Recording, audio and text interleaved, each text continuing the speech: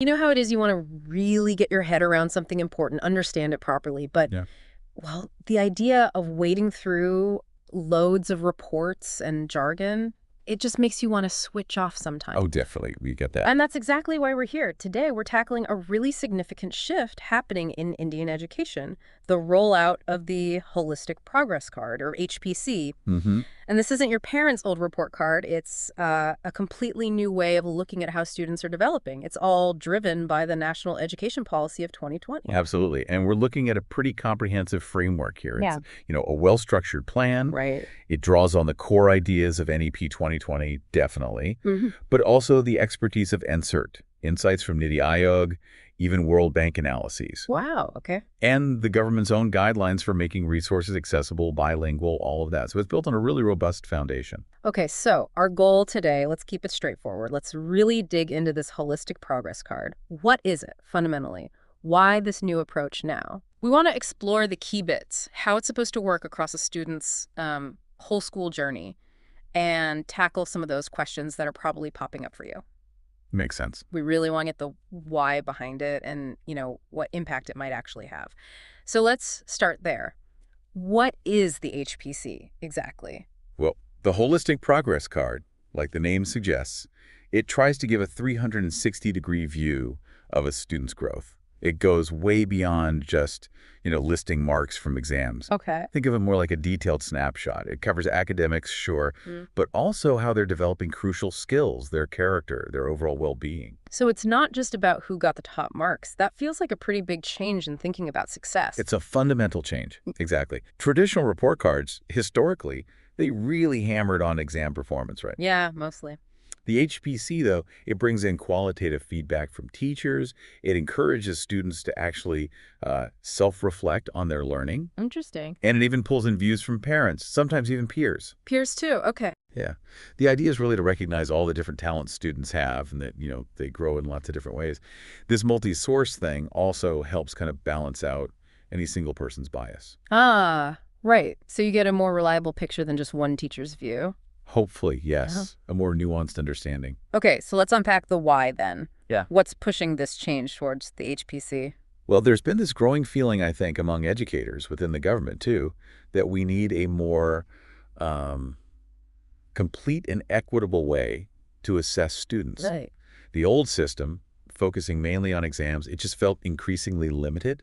Sometimes it didn't really show what a student was truly capable of overall. Yeah, I can see that. And the National Education Policy 2020, the NEP, it strongly pushed for these holistic, competency-based assessments, really shifting away from that exam-heavy model that, could end up just encouraging rote learning. And the NEP 2020 document itself, it specifically mentions this kind of progress card. Oh, absolutely, yes. Yeah. If you look at para 4.35 of the NEP, it explicitly recommends a multidimensional progress card. The goal stated is to bring out the uniqueness of each child. Okay. So the HPC is basically the practical application of that recommendation, and PARAKH is leading the charge on implementation. PARAKH. Yeah, it stands for Performance Assessment, Review, and Analysis of Knowledge for Holistic Development. Yeah. It operates under NCERT. NCERT, right, National Council of Educational Research and Training. That's the one. So the basic goal is shifting from just, say, memorizing historical dates to maybe being able to analyze why something happened, like the causes and effects. Exactly that. The focus moves from just recalling facts to showing you actually understand and can use the knowledge, plus developing those really important skills like critical thinking, problem solving. Gotcha. Okay, so we've got a better handle on what the HPC is and why it's here. Now, what are its key features? What really makes it different? Well, one of the biggest things is this evaluation across both scholastic and co-scholastic areas. Meaning, yes, you'll see how they're doing in math or science, but you'll also see how they're developing things like critical thinking, communication skills, empathy, physical fitness, art. It really tries to capture the whole child. That does sound much broader than just subject grades. It recognizes that development is, well, multifaceted. It is. It definitely moves past that one-size-fits-all idea by seeing the diverse talents students have. Another really key thing is how participatory it is. How so? It's not just teachers evaluating. Students are actually encouraged to do self-assessment, reflect on their own learning. And like I mentioned, sometimes peer feedback comes into play too. So the students themselves get a say in their evaluation. Yeah, that could be quite empowering. It could be. And this focus on individual voices, it also connects to making the HPC inclusive and adaptive, appreciating learners in their own context, cultural, linguistic, socioeconomic. So it's not rigid. No, schools actually have flexibility to tailor the format a bit, as long as they stick to the core principles, holistic view, core competencies. This adaptability is pretty crucial for a country as diverse as India. So really, the HPC isn't just a piece of paper. It's meant to be more of a dynamic record, capturing the breadth of a student's journey, celebrating achievements in different areas, offering real feedback. That's the idea. Fostering that partnership between school and parents in nurturing the child's growth, rather than just delivering a verdict based on exams. Right. PARAKH's goal with the HPC is really to turn assessment into a tool for improvement, for growth, not just a final grade. Okay, let's talk objectives then. What are the main goals the HPC initiative is trying to achieve? Well, the big one, the umbrella goal, is that 360-degree development for every student. Academics, yes, but also skills, character, well-being. It's a much wider lens than just test scores. Seeing the whole person. Exactly. And making sure each student's unique talents get seen and nurtured. Another really vital objective is promoting competency-based learning. Meaning tracking skills. Yes. Tracking mastery of essential skills, critical thinking, problem-solving, creativity, instead of just how well they memorized facts. It encourages deeper understanding, applying knowledge. That fits right in with NEP 2020's philosophy. And the feedback aspect, is that meant to be more useful for the students? Absolutely. The aim is personalized, constructive feedback for each student. Teachers can use it to point out where students improved, but also where there are opportunities to grow more. Helping them understand how to improve, not just what grade they got. Precisely. That makes a huge difference. It shifts the focus from just judging past performance to actively guiding future learning. Makes sense. And it also encourages student agency, self-reflection. When students self-assess and set goals, they become more aware of how they learn, they take more ownership. That can really build self-awareness, confidence. And parents, how does it aim to get them more involved? It's specifically designed to boost parental engagement by giving them this broader view beyond just marks and by actively asking for their observations from home. Oh, interesting. Home observations. Yes, sometimes. It helps build a stronger, more collaborative partnership between the school and the family. Okay. Now, the NEP 2020 brought in that new 5+3+3+4 school structure. How does the HPC change across these different stages? Oh, that's crucial. The HPC is deliberately designed to be flexible, to adapt to each stage, foundational, preparatory, middle, and secondary. Because obviously, the development goals and the best ways to assess change as kids grow. Let's start at the beginning then. Foundational stage, Balvatica to grade 2, ages 3 to 8. What's the focus there? At that early stage, it's all about play-based, activity-based learning, developing those really core early literacy and numeracy skills, plus socio-emotional skills. So the HPC is mostly observational descriptive. Like checklists. Checklists and rubrics, yeah. Teachers documenting progress in those key developmental areas through observation. So less formal testing, more tracking engagement and development through activities. Exactly, getting that holistic view of their early learning. Now, moving up to the preparatory stage grades 3 to 5, ages 8 to 11, what shifts happen then? Okay, preparatory. Learning gets a bit more structured, but the focus is still very much on discovery, engagement, experiential learning. The HPC starts to bring in subject-specific observations, language, math, science, art. So you might see sections like language skills or numeracy skills. Exactly. With maybe lists of specific competencies they're working on. Teachers assess how they're doing through various activities, and the HPC gives feedback on things like critical thinking, how well they're grasping concepts, life skills, values, still important. And the format, still descriptive. Probably more qualitative remarks from teachers, maybe some simple rating scales.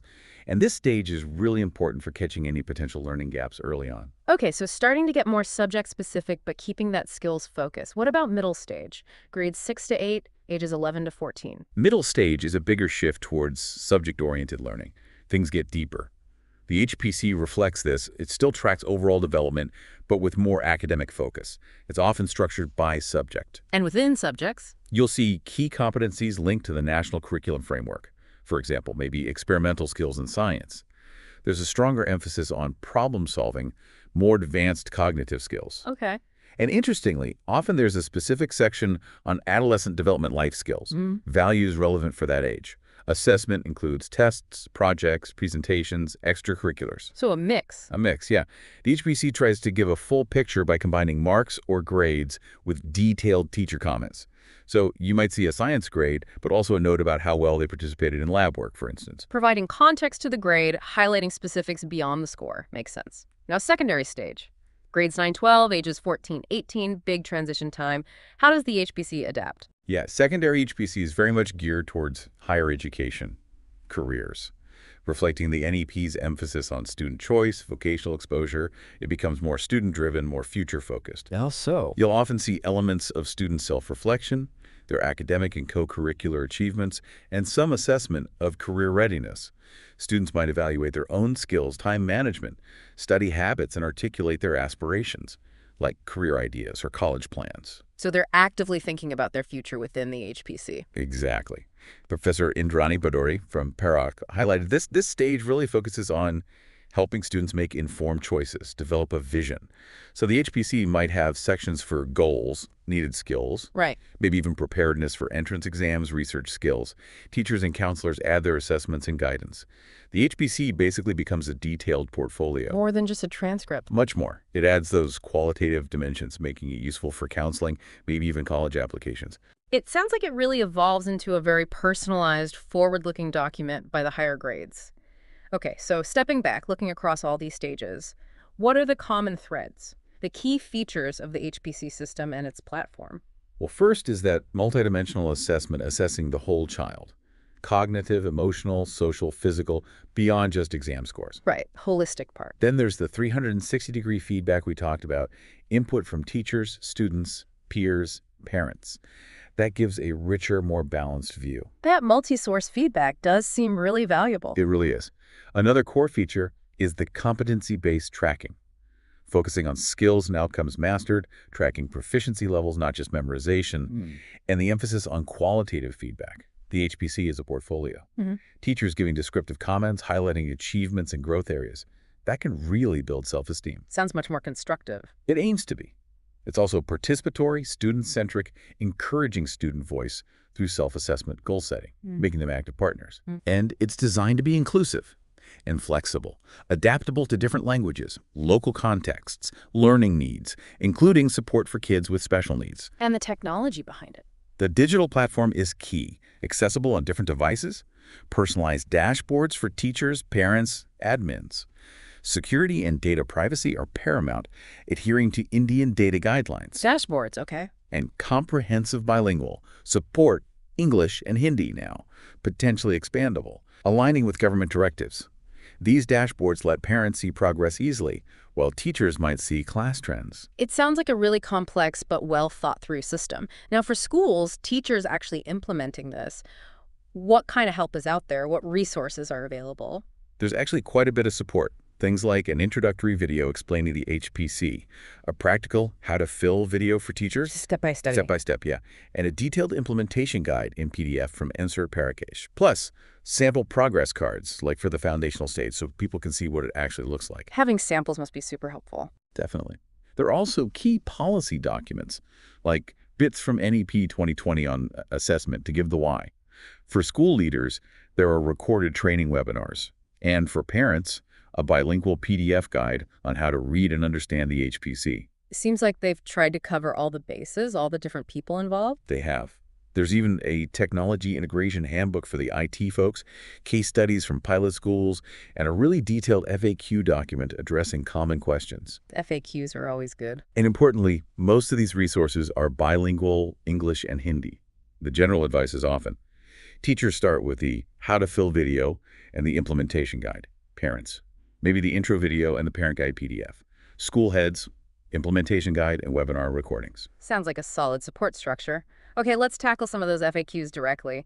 I'm sure people have practical questions like, how is the HPC really different from the report cards we all grew up with? Well, like we've been saying, it's that 360-degree, multidimensional view, academics and co-curricular growth. Traditional cards, mostly just exam scores. Right. HPC adds qualitative feedback, student self-assessment, parent-peer input sometimes.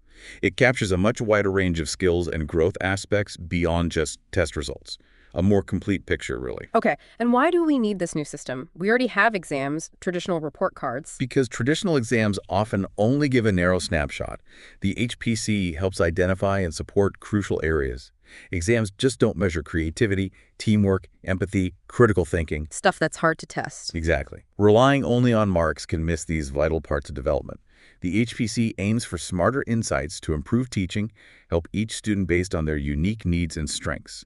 It includes exam results, but adds much more context. So is using the HPC mandatory now, or is it still optional for schools? It's strongly encouraged by NEP 2020. Think of it as a recommended best practice. It's not yet, a national legal mandate.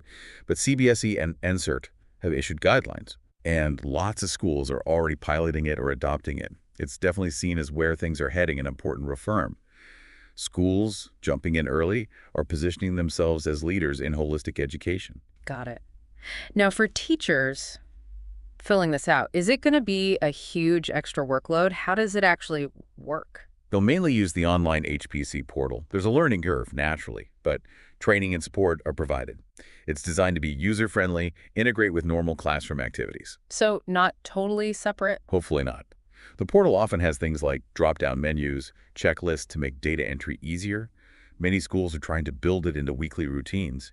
And importantly, it might actually consolidate stuff teachers were tracking separately before. Right. Feedback from pilots suggests that once teachers get the hang of it, it's manageable.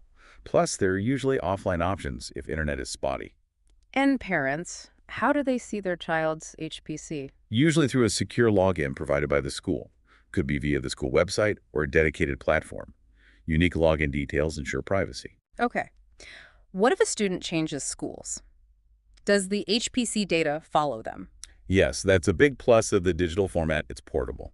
If the new school also uses the HPC system, the data can be securely transferred electronically. And if the new school doesn't use it yet? Even then, the digital record can still give the new teachers valuable background on the student's journey. NCERT and PARAKH are working on making this transfer smoother, like how transcripts move. For now, schools can usually export and securely share the data if requested. Data privacy, huge concern. What's being done to keep all this sensitive HPC info secure? Top priority.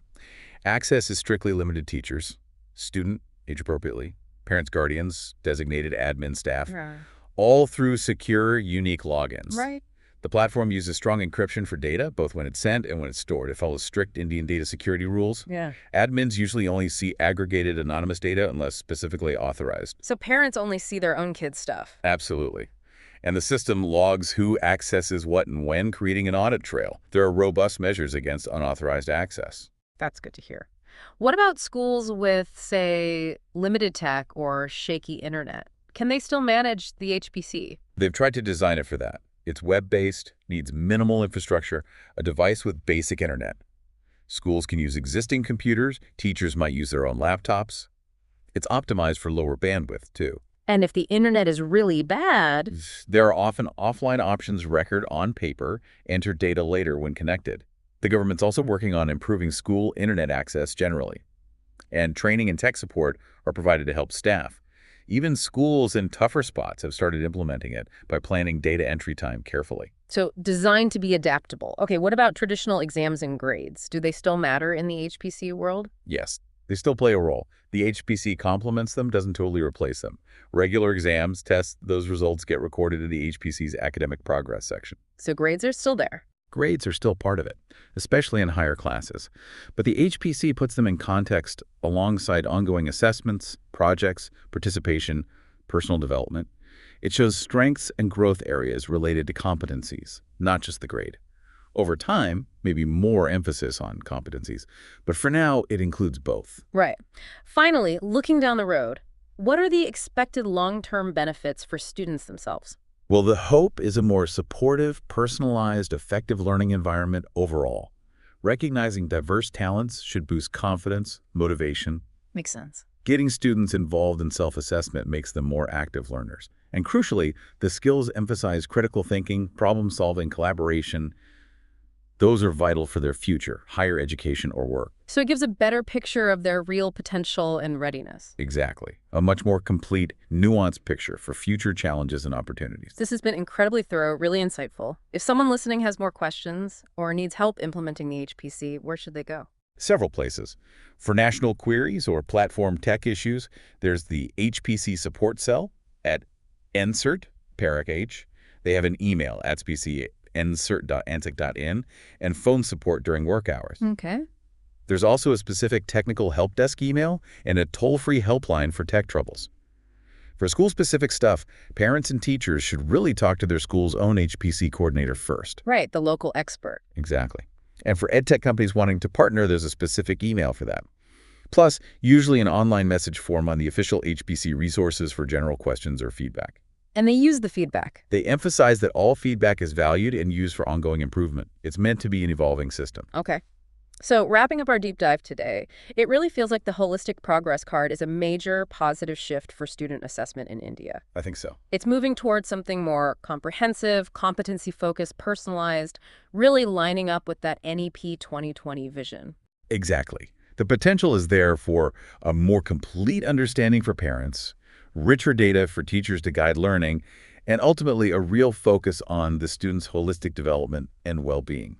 It definitely makes you think, doesn't it, how understanding potential beyond just marks might shape the future of education here, redefining success, recognizing all the diverse talents kids have.